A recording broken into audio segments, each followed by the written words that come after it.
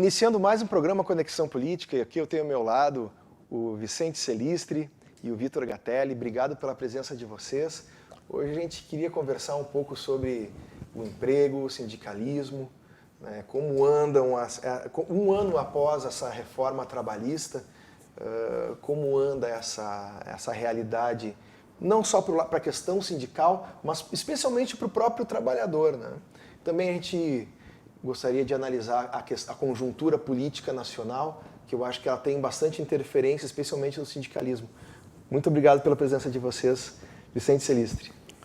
Eu que agradeço, meu caro Tobias, a toda a equipe da Vale TV, todos os seus telespectadores aqui de Novo Hamburgo, da região e pelo mundo afora, e pela rede social, pela internet.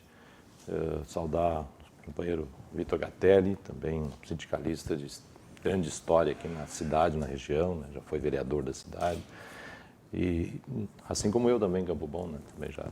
Deputado federal, a gente já tem uma construção política bastante, uma representatividade grande. Tive oportunidade na Câmara Federal por cerca de 6 meses e fui vereador de Campo Bom de 97 a 2000.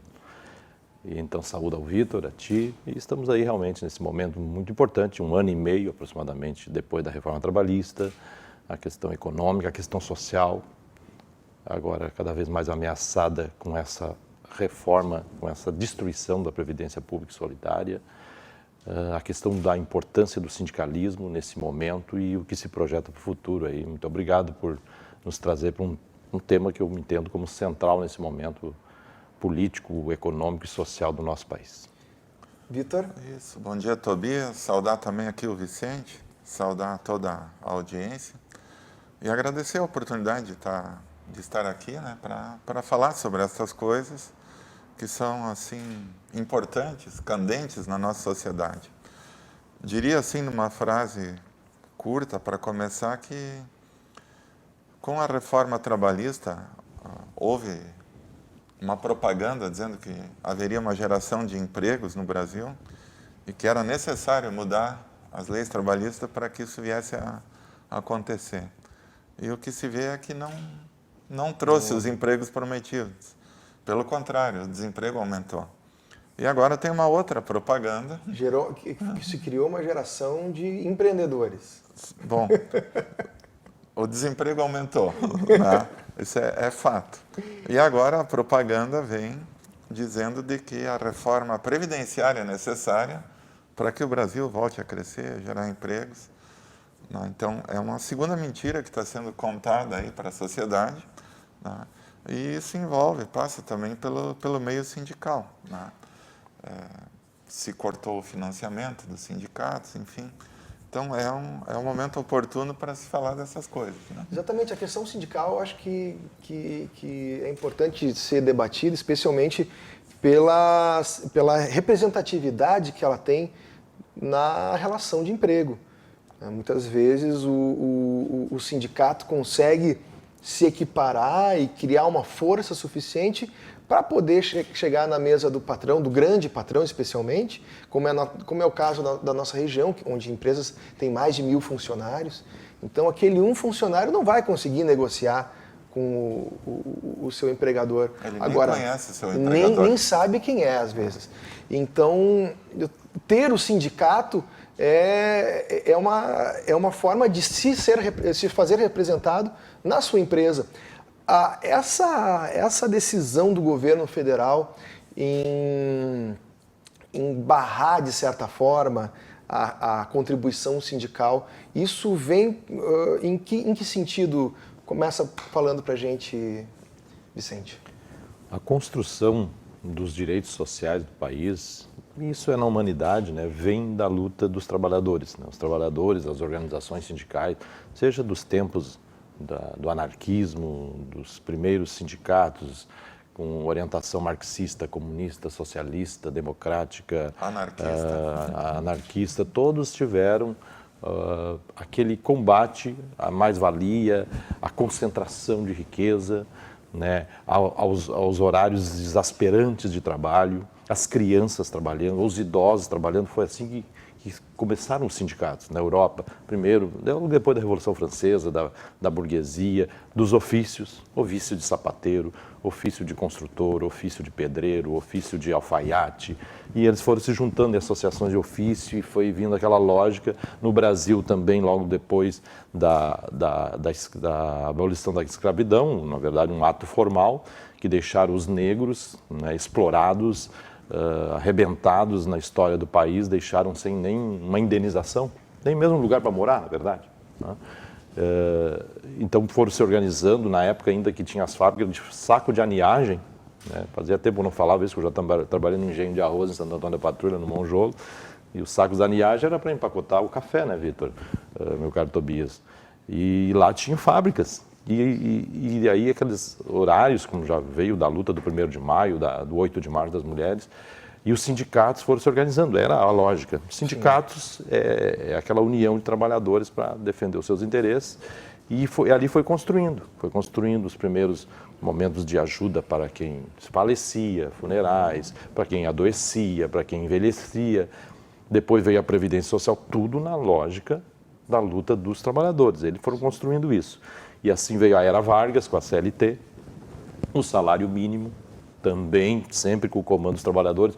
Vargas, ele trouxe para o bojo do Estado o sindicalismo, que era um sindicalismo livre, mais ideológico, mais organizado através até do próprio anarquismo, que já estava mais enfraquecido, mas tinha lá muitas organizações do país, 1920, 1918, 1930, surgiu a lei sindical, e aí houve aquele, digamos, atrelamento ao Estado, ou aquela organização, que foi positiva com a CLT, trouxe diversos direitos, férias, né, direitos a respeito à saúde, horário de trabalho, que era uma das maiores lutas, sempre com os sindicatos na mesa. E foram construindo. Foi a Era Vargas. Quando houve o golpe de 64, os sindicatos houve intervenção. O Comando Geral dos Trabalhadores, que era a maior, a única central da época, né, foi dizimado. Houve intervenção em diversos sindicatos, metalúrgicos, São Paulo, sindicatos pelo Brasil afora, né? A ditadura evitou, segregou, perseguiu, desmontou politicamente os sindicatos. Depois teve também convênios de saúde, os sindicatos também atuaram nessa área, e até chegarmos na Constituição de 88, que é o debate mais presente agora, que foi ontem, 30 anos na história de um país, é ontem. Em 88, então, houve um avanço, principalmente no artigo 7º e no 8º, o 7º dedicado aos direitos trabalhistas, sociais, e o 8º à organização sindical, que deu aos sindicatos o direito de existência, de organização, de custeio, né, através das suas assembleias, através da contribuição sindical, sim, né, que era algo que os constituintes viram como importante, que o sindicato precisa se manter para ter poder de negociar. Pouco tu falava da relação capital e trabalho, precisa, né, de uma organização dos trabalhadores de forma coletiva, de forma solidária, de forma fraterna, para fazer as negociações, e também a luta democrática do país. Então, os sindicatos foram importantes na luta trabalhista, na luta social, previdenciária e democrática do país. E nesse momento, né, que, a nosso ver, recrudesceu no mundo a força do capital financeiro, do rentismo, da concentração de renda, a meu ver, irresponsável, porque jogar milhões de pessoas sem renda em qualquer país é apostar na segregação, na pobreza, na miséria, na violência, na fome.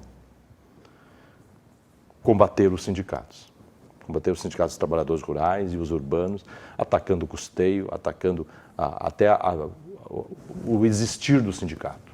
Às vezes se vê em redes sociais até perseguição, preconceito e discriminação, com algo tão sagrado, tão valioso que é a organização dos trabalhadores. Se tu quer debater a atuação de um sindicato ou de um dirigente, isso é lógico, é da democracia, é do debate. Não é? Os sindicatos têm diretorias, têm eleições, se olha, aquilo lá não foi da forma como a lei manda, tinha que ter transparência e tal, isso é da democracia, discutir um trabalhador e tudo mais. Mas o que foi feito na reforma trabalhista, que foi quase que em regime de exceção, que nasceu com 7 artigos e virou mais de 110, foi para impedir a organização dos sindicatos. E até para concluir essa primeira parte, de forma tão paradoxal, tão irresponsável, que diziam que para modernizar as relações de trabalho tinha que apostar na livre negociação. Que a livre negociação seria o comando de tudo. Só que a livre negociação feita pelos sindicatos, que é constitucional, com os sindicatos enfraquecidos.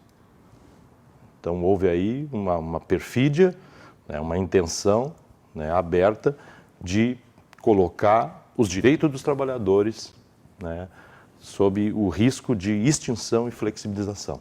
E os sindicatos estão resistindo. Por isso que, mais do que nunca, é importante os trabalhadores apostar, organizar, apoiar, fortalecer os seus sindicatos. Vitor, essa flexibilização, que como muito bem falou o Vicente agora, gerou algum impacto aqui na realidade sindical da nossa região? Bom, para nós do comércio, a grande mudança nessas 200 modificações que houveram na CLT com a reforma trabalhista, ela não chegou aqui em Novo Hamburgo ainda, né?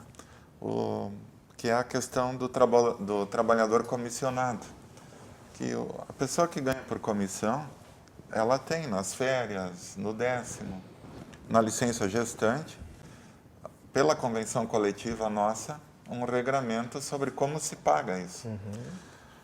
Que toda forma de comissão, seja lá o nome que se dê, garantia estendida, proteção isso, proteção aquilo, que quando se entra numa loja, isso é apresentado para o consumidor, tudo isso faz parte da remuneração.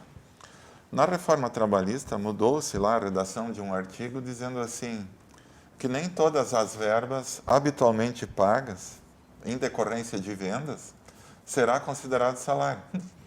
Então, a gente tem notícia de que em São Paulo, uma grande rede do varejo já começou a contratar vendedores com a seguinte tratativa. Na nossa loja, você vai ganhar comissões, mas também tem o vale-refeição. O vale-refeição garantido é R$ 240, que é o que a rede paga aqui em Novo Hamburgo, em Campo Bom e tal. Mas, se as tuas vendas forem boas, o teu vale-refeição poderá chegar a R$ 800. E vale-refeição não conta para o 10º, para as férias, para o fundo de garantia. Então, uma precarização que já se denunciava lá atrás, antes da votação, e que já começa a chegar no varejo, né? Então, quando lá as centrais diziam, olha, vão sim mexer no 10º, tá em risco os direitos trabalhistas, e a propaganda na imprensa, propaganda do governo, não, é a livre negociação. Sim, é a livre negociação. Tá aí o menos resultado, 10º, menos férias, menos dinheiro para formar a aposentadoria, que no momento que não computa como salário no meu mês a mês, é uma precarização. Agora, essa questão da aposentadoria, a Previdência está sendo bastante discutida. Eu tenho uma análise pessoal agora, enfim, que é de que a Previdência não existe se não houver trabalho.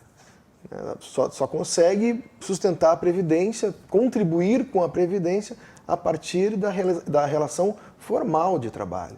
Ou então tu faz um título de capitalização, alguma coisa, uma previdência privada, aí tu vai lá e contribui de alguma forma. Mas se não existe o trabalho, a formalização dele, não vai existir fundo para a previdência. E não há reforma que resolva isso. Qual é a solução para essa questão? Bom, eu tenho acompanhado essa discussão de longa data, né? E os técnicos da Previdência, eles apontam 5 problemas para o sistema brasileiro. E o primeiro grande problema foi e é o comportamento de todos os governos que sistematicamente retiravam fundos do caixa da Previdência para pagar outras coisas. Todos os governos ao longo da história fizeram isso. Depois, os técnicos falam da sonegação das empresas que descontam, dos funcionários não repassam. Depois vem as isenções, e aí caberia uma discussão, porque aqui no Vale dos Sinos, muitas fábricas de sapato têm isenção na cota patronal da Previdência para que o nosso produto ainda pudesse competir com a China, um pouco mais. Então, a isenção, depois os altos salários, né? alguns juízes, alguns políticos, o poder judiciário, né? Militares, gente que não contribuiu para justificar uma retirada, né? Semana passada ainda saiu no Diário Oficial a aposentadoria de 2 deputados federal aqui do Rio Grande do Sul. Um 21 mil, o outro 23 mil. Né? Um ano dessas aposentadorias vale 270 meses de um trabalhador que ganha salário mínimo. Então, os altos salários, né? E por fim, os técnicos falam das fraudes, que é aquela figura que conseguiu um exame falso, um atestado falso, e burlou o sistema de perícia e conseguiu um benefício ali na fraude, né? Então, essas 5 coisas é que os técnicos apontam como os grandes problemas do nosso sistema previdenciário. E que é um sistema de colaboração, né? E que agora vem a capitalização, né? A nova previdência. Não é uma reforma, é um desmonte para criar algo novo, né, Vicente? Da iniciativa privada, né, Vicente? O Vitor relatou, inclusive tecnicamente, aí, os pontos que são colocados. Sempre é o problema, falando bem popular, de grana. O Estado está mal financeiramente, está quebrado, como alguns dizem, o que vai quebrar, que vai atrasar. Cria inclusive um terrorismo, como agora tem aí, pela incompetência desse governo federal atual, quer suplementação e ameaça não pagar benefícios da prestação continuada, o BPC, a Bolsa Família ali adiante, enfim, criam esse terrorismo e na reforma da Previdência também. 2 coisas falam sempre. Rombo. Rombo é 120 bi, é 150 bi por ano. Então, se o problema é fiscal, a reforma mãe, a primeira das reformas, eu quero crer que qualquer pessoa de inteligência mediana percebe isso. Se o problema é fiscal, que não temos como conviver, nenhuma casa, nenhuma empresa, nenhum país, nenhum estado, nenhum município pode conviver com um déficit. Não pode gastar mais do que arrecada ano após ano sem qualquer planejamento, né, de regularizar a questão fiscal. A Dilma teve dificuldades e daí tiraram a Dilma daquela forma, como todo mundo percebeu, com pedaladas fiscais. Entra Temer, cria a reforma trabalhista, cria o contingenciamento, que é a PEC dos 20 anos, PEC 95, permitindo o contingenciamento, ou seja, a extinção, a diminuição dos investimentos em políticas sociais. Aí falemos de quê? De saúde. Eu estou falando daquele trabalhador, daquele cidadão, daquela cidadã que está com 1 ano e pouco ali esperando um exame traumatológico de osso, uma tomografia, uma endoscopia, uma ressonância magnética, né? O SUS, que é um plano dos melhores do mundo, reconhecidos pelos Estados Unidos, pela Europa, um plano perfeito, tem uma gestão dificultada e aí muitos setores da mídia e dos grandes setores econômicos batem para poder privatizar também a saúde. O SUS não tem grana porque contingenciaram e ficou a PEC dos 20 anos valendo. Depois veio a reforma trabalhista para precarizar, para, na lógica deles, gerar mais empregos, que não ocorreu. É importante dizer, Vicente, que uma das primeiras coisas que depois que o Temer assumiu foi de que passou a pegar 30% do caixa da Previdência todo mês assim, para outras contas, né? Além de desmantelar um pouco o sistema de arrecadação da Receita Federal. Então, sim. Falta dinheiro, vamos procurar os sonegadores, vamos combater, vamos arrecadar. Né? A DRU, que é a desvinculação das receitas da União, que o Vitor lembrou, a postura do governo em facilitar o Temer para livrar a pele dele de 2 cassações, ele isentou, ele fez parcelamentos, isenções para grandes devedores do setor do agronegócio em todos os setores, né, vinculado a bancadas ruralistas ou outras bancadas temáticas lá de dentro da Câmara. Bom, pois bem, então se a questão é fiscal, nós temos que resolver com uma reforma tributária. Vamos pegar a questão das grandes fortunas do país. Pela análise que, inclusive, o Partido Socialista Brasileiro entrou com um projeto, a grandes fortunas, lucro de dividendos, fala-se de 40 bi por ano. A progressão da tabela do imposto de renda.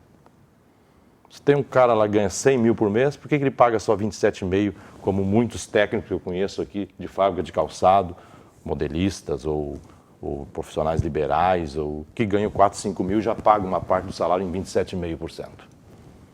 Ou um trabalhador aí com 2 mil e pouco, 3 mil, agora nem me lembro como é que está a tabela, já está levando... 1.900. 1.900, então já leva 7,5%. Depois passa para 15%, para 22,5%, para 27,5%. Há países que chegam a 50 e poucos por cento, como a Austrália, como a Alemanha, porque o cara ganha 1 milhão por mês. Outra coisa, a contribuição, principalmente das grandes fortunas, dos grandes empresários, que é o lucro de dividendo. O lucro de dividendo não é taxado, não paga imposto. As taxas bancárias, meu caro Tobias, tu és advogado também, que sei, Vitor, que tem uma experiência nos comerciários aí, as taxas bancárias, me parece que o ano passado o total das taxas, não estou falando de lucro dos banqueiros, estou falando das taxas bancárias, cobre extrato, manutenção da conta corrente. Manutenção da conta corrente, tirar um extrato, tirar um talão de cheque, transferências, DOC, TED, etc. Está certo? As taxas. As taxas dos maiores bancos do país deu mais que o investimento de saúde do país. Você tem que sobretaxar, é isso, tchê. Tu mirar o canhão lá da grande política, agora com esse governo recrudesceu mais ainda, com Paulo Guedes, que vem desse setor rentista, tu mirar o salário de um trabalhador lá do interior de Santo Antônio da Patrulha, ou de Taquara, ou aqui de Campo Bom, ou de Novo Hamburgo, ali da Lomba Grande, que tem hoje 70 anos, que trabalha normalmente desde os 10, 11, 12 anos, muitas vezes tirando leite às 6 da manhã. É os 998 dele o problema fiscal, do caixa da União. O que é pago em rolagem da dívida... Isso é uma busca, uma concretização de um projeto de governo, de um projeto social. E falando um pouco de futurologia, como é que vocês enxergam hoje o Vicente como presidente licenciado do Sindicato dos Sapateiros, lá de Campo Bom, e o Vitor como vice-presidente dos sindicatos comerciários aqui de Novo Hamburgo e região? Como é que vocês enxergam no exercício de futurologia o futuro do movimento sindical? Começando pelo Vicente, vamos lá. Não, mas eu só ia concluir aqui que o maior rombo que tem no país, né, é os 40 e poucos por cento que é pago da rolagem da dívida. Sim. A Previdência, para beneficiar milhões e milhões de brasileiros, dezenas de milhões, 40, 50 milhões de brasileiros e suas famílias, é 23%, 24%. Com uma receita contraída, a economia contraída, 14 milhões de desempregados, e mais os desalentados, mais os anacrônicos, que nem saem mais para buscar emprego. 44% para pagar a rolagem da dívida, que é para setores financeiros nacionais e internacionais. Então, quando nós, sindicalistas, socialistas, que eu pertenço a um partido socialista, vem e traz para a população, vamos refletir, não nos furtamos de discutir a Previdência. A longevidade aumentou, as pessoas hoje vivem mais, e isso é de se saudar. Não há problema discutirmos a Previdência. Mas antes, ou conjuntamente, nesse círculo, a gente denuncia que essa reforma ela é antissocial, ela causa mais desigualdade, mais miséria, mais fome, mais violência, mais convulsão social, e a gente quer ajustar no que for ali privilégios, e de outro lado nós queremos ali o setor que hoje é o mais beneficiado do país, que é o setor financeiro, setor economicista, financista, rentista, que eles abram mão dos seus anéis de ouro. Eu quero agradecer demais a presença de vocês e dizer que mesmo a gente super estourando o nosso tempo, o tema é de profunda importância e eu quero já deixar o convite para ambos, para que a gente possa continuar essa conversa, aprofundando ainda mais os temas que a gente abordou hoje. Obrigado, Vitor. Obrigado, Vicente, pela presença de vocês. Reforço aí o que o Vitor disse sexta-feira, a greve geral em defesa da educação, em defesa da previdência pública e solidária, em defesa da justiça social. É isso que os trabalhadores Fica uma convocação, então, para sexta-feira, dia 14. Isso. Vai haver programações municipais. Se não vai fazer greve, mas pelo menos faz um dia diferente. vai onde tiver um ato, né? Isso. Ao invés de simplesmente chamar quem está protestando de vagabundo, pergunta por que está ele está ali. protestando. Né? Obrigado pela presença de vocês, até uma próxima.